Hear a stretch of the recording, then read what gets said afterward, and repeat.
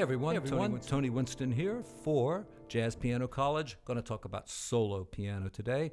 There won't be too much music theory in this video. I'm going to mostly talk about, some of the problems, the kind of styles that you might need to play, some very good piano players to listen to, and a few other YouTube channels I think that are good resources for this. So let me mention a few of those channels, because I neglected a couple of these the other day when I was talking about the channels I like, and Amy Nolte comes to mind right away. I don't know how I forgot her, but she plays really nice piano and does a lot of solo work, I think, and is a good explainer. Another person I really like is Brendan Cavanaugh, who does some good boogie-woogie piano, Dr. K from England, and also a guy from Berlin, Christian from Berlin, has helped me learn some New Orleans style piano.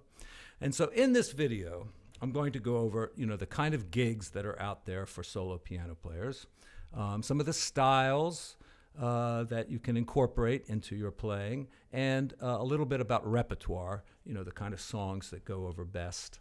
Also going to list a bunch of famous piano players that I think do a really great job playing solo piano. And my absolute favorite, I'll just go ahead and talk about him right now, Monty Alexander at, this CD is called Monty Alexander at Maybeck, which is a solo piano recital hall. I'm not sure where it is, but this is volume 40, so there's been like at least 39 other piano players that have played at this concert hall, and it is, I believe they're all solo piano things. So if you want to hear all the great piano players playing solo, this is a good series. And, there's some other really great ones, too, that I'll talk about when we get to it. So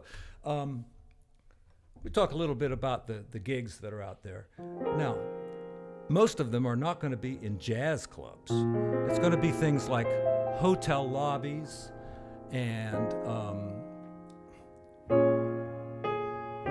restaurants, private parties, and maybe piano bar type places, sing-alongs and things like that. Cruise ships, which is where I worked for about a year and a half playing solo piano.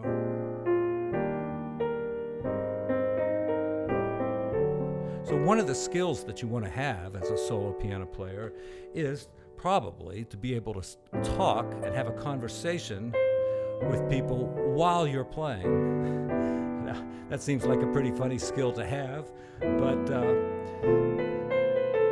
it's something you want to be able to do. Okay, so not jazz clubs. We're talking about restaurants.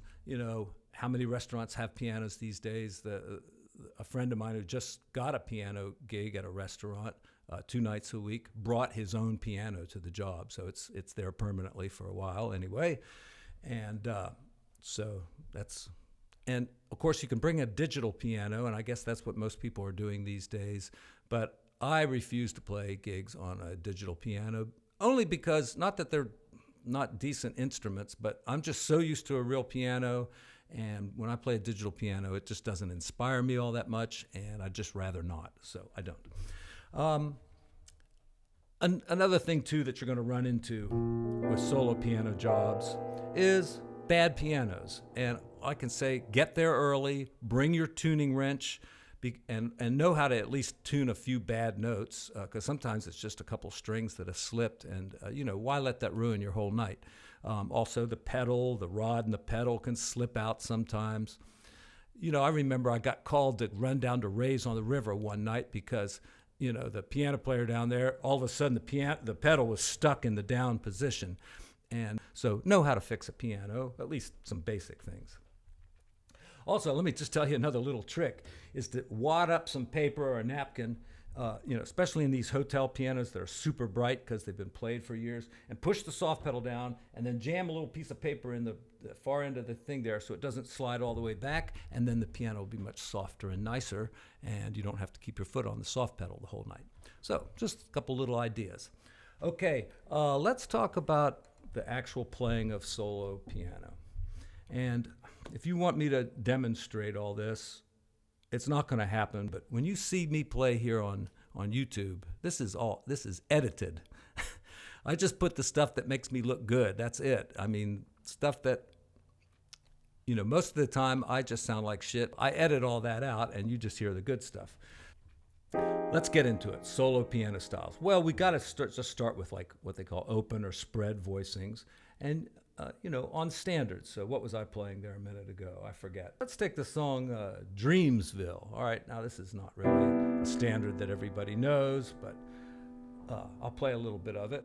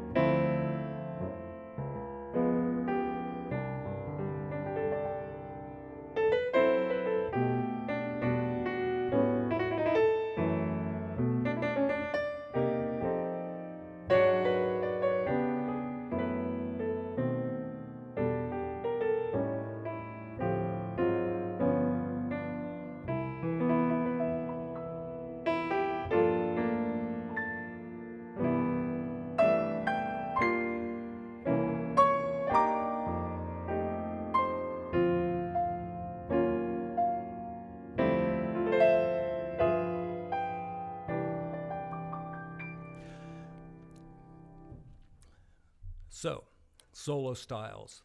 And I swear, the person who can put this together better than anybody I know is Monty Alexander, because he can play in the style of just about any jazz pianist you can think of, and he knows how to kind of mix it all together. So I highly recommend this album, and you'll have to buy it. It's not on YouTube or anything, and it's probably pretty hard to find. I think I paid $30 for this CD, probably out of print. The most important thing, I guess, is to play the melody. Bill Evans did this all the time. It kind of sounded like he was improvising a lot, but when he was playing solo, he rarely got away from the melody. I mean, he would embellish it, he would play around with it, he might disguise it in certain ways, but it was almost always there. You didn't have to wait too long before you heard the melody. I can remember one of my very first solo piano jobs. I was playing in Winter Park, Florida, a little place called Park Plaza Gardens, and all these stockbrokers would come in to listen to me. And one of them, I was going into Satin Doll, and probably before I even finished the first verse of the melody, I was already improvising. And they said, "Hey, Tony, can you play something without taking a solo?" And I realized then that people just want to hear the melody. They don't really care about all that other stuff. So play the melody. Now, I think the styles you just absolutely have to have a little bit of is the open voicings, being able to play nice chord voicings, so you can play standards, stuff that people recognize. They can be jazz standards, but they've got to be like the jazz standards that come from Disney movies and stuff like that.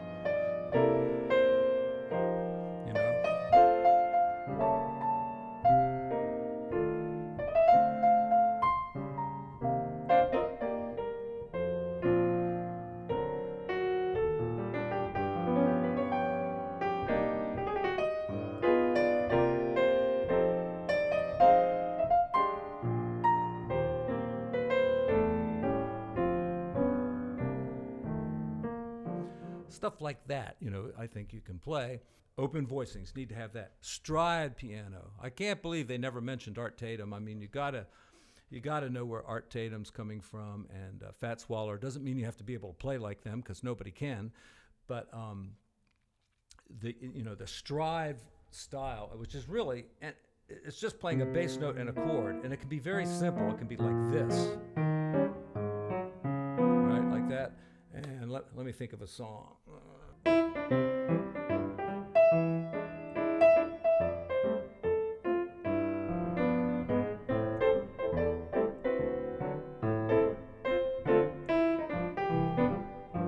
Something like that, where you're hardly moving, really. You're not doing really hard stride where you're going all over the place. You're just doing little thirds and sevenths, things like that. So I think to have some kind of a grasp on the stride style, very, very useful. Any Chopin waltz is the stride style. You know, why not play a little bit of classical? People love it, especially if they've been hearing, you know, your usual crap all night. They'd love to hear.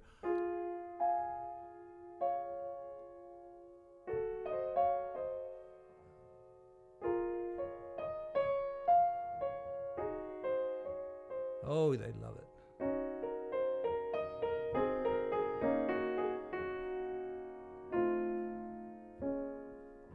So good. Boogie woogie too. You know, if you can do this kind of thing, play the blues, or maybe you know some of the other styles or something like that, or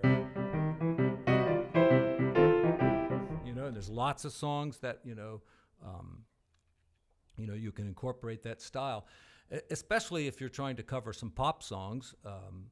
Which you should do as a solo piano player. You don't really just want to play, you know, walking jazz and improv all night. The bossa nova style, you know, where you're using like the rootless voicings or any kind of chords really you want to, and playing a simple bass line. And so many songs, you know, can be played in that style.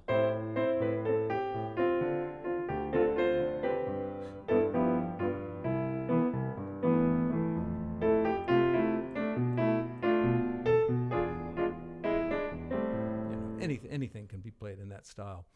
Now I'm thinking back to a job I played a few years ago, and it was a kind of a show. It was a private party for some rich person's birthday, and we had put a big band together, and I wasn't the leader, but I was charged with getting the band together, and the guy who was doing it said, well, you play the first part of the show when we're, you know, doing like some jazz stuff and dinner music, but when I come out to do kind of my show, I want to use my own piano player. And I said, well, why? I've played your shows before. He said, yeah, but Tony, you just don't understand gay piano. And I thought that was kind of funny. So, you know, you got to do some arpeggios, all right? Now, my microphone's in the way here. One of my favorites has always been to play like a big chord, like let's see, what is it? Something like take an E flat major and make it like over an octave here. And that creates a good arpeggio, or just do arpeggios. And there's other styles, I think. I mean, there are other elements to what you call gay piano. I was practicing with the big band the other night, and there was some kind of a chart that all of a sudden it just dawned on me. This is what this needs. It needs, you know, that kind of thing going on, not just your normal piano stuff. Well, the piano is such a versatile instrument. It's capable of so much that it really helps to be familiar with, all these different styles, and a lot of them come from classical music. So Debussy, Chopin, another person I really like lately, I don't know how much jazz you can get out of it, but Darius Milhaud is the guy that I think Dave Brubeck studied with, and his stuff is really cool too. And talk about tone colors on the piano. I mean, very, very cool. Now, as I was listening to Monty, I did notice some things that he did a lot. You know, he would use a pedal point, and do little trills sometimes and mess around and play that. Other things that he would do would be like ostinato patterns. And of course, if you listen to Keith Jarrett, in his solo concerts, he's always doing these kind of, I don't know any of them, but let's just make one up here. I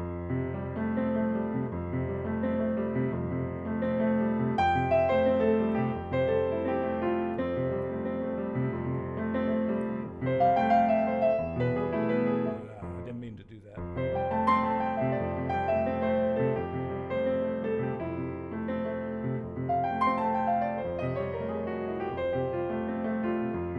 You can play like George Shearing kind of octaves for the melody like that, and use the range of the piano too. Don't just play your melody right in one spot. You can change it at any time. You don't have to wait for a new verse or anything like that. You can jump around, play it up high, play it down low, and there's a good style too. I'm certainly no master of it, but where you're playing like like kind of waterfall kind of things like it. And playing the melody in your left hand. I'm sure this is really just scratching the surface because, you know, the piano is a versatile instrument. Okay, let's talk about repertoire a little bit. But I think in your repertoire, you also want to have a lot of variety too. So just bringing the real book to a job and flipping through it and playing songs in there is not the way to go. A much better way would be to have a real book like this. This is all the Broadway. Now I've worn this one out here. It's falling apart. But all these great Broadway shows. You know, Ain't Misbehavin', Annie. I wouldn't say to play stuff that you hate, but there's times when you just need to play stuff that people want to hear. Like, say, for instance, the theme from Cats. All right? Now, that's not a song I ever had any real feeling for. But, you know, you can make a song like this your own. And you know, you won't lose your audience because people love this song. I like to use these stacked fourth voicings in there.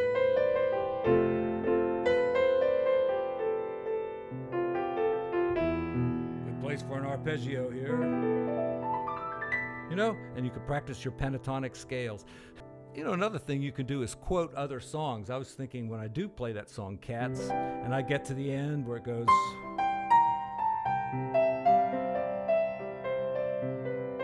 and sometimes I'll go,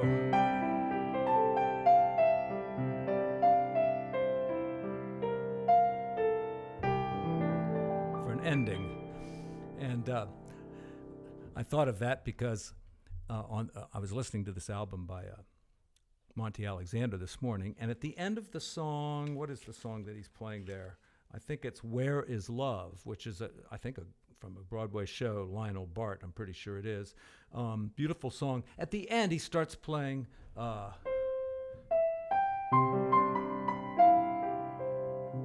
is that?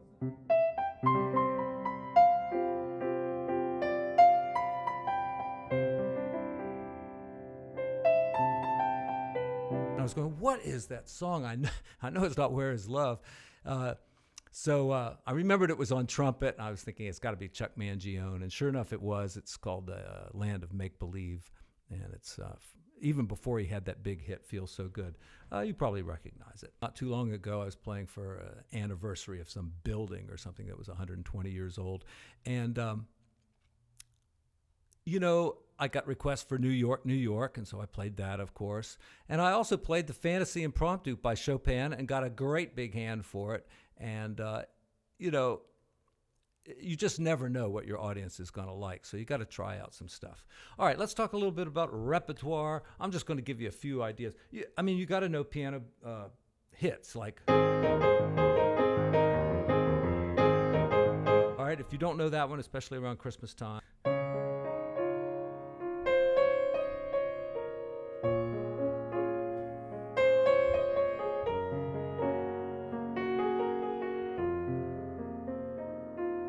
So stuff from Phantom, stuff from Cats, Hello Dolly. One of the real problems that you're going to face trying to do pop songs, rock songs, you know, stuff that's on the radio, is that it's very difficult sometimes to pull it off on piano, and you've got to find ways to, you know, get the rhythm of the song across, get the melody across. You know, that's your job as a piano player. You've got to provide the rhythm, you've got to provide the harmony, and you've got to provide the melody.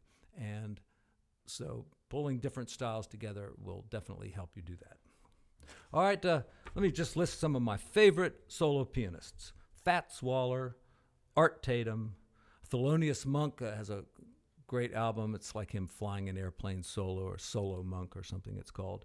Of course, Monty Alexander. Oscar Peterson has done some great solo work. Chick Corea, I have his solo album. It's really good. Bill Evans, of course. Keith Jarrett's, you know, renowned for his solo albums. Dave Brubeck doesn't do that much solo stuff, but I don't know, he's just such a big influence, and some of his songs are really good to play. Hank Jones, who I believe was the piano player in the Broadway show Ain't Misbehavin', and of course he's a great player just as in his own right, but I think that's what he's most known for. And he's on the Mabeck series, so check him out. Fred Hirsch, really great pianist as well. Hey folks, this was pretty much of a rambling video, not too much playing, too much talking, of course. But we'll see how it goes over. You know, if you liked it, give me a thumbs up. But, you know, if it's not your thing, you know what to do. And so thank you to all my new subscribers. And thank you to my old subscribers, people that have stuck with me through the years. And I do appreciate it as the channel continues to grow.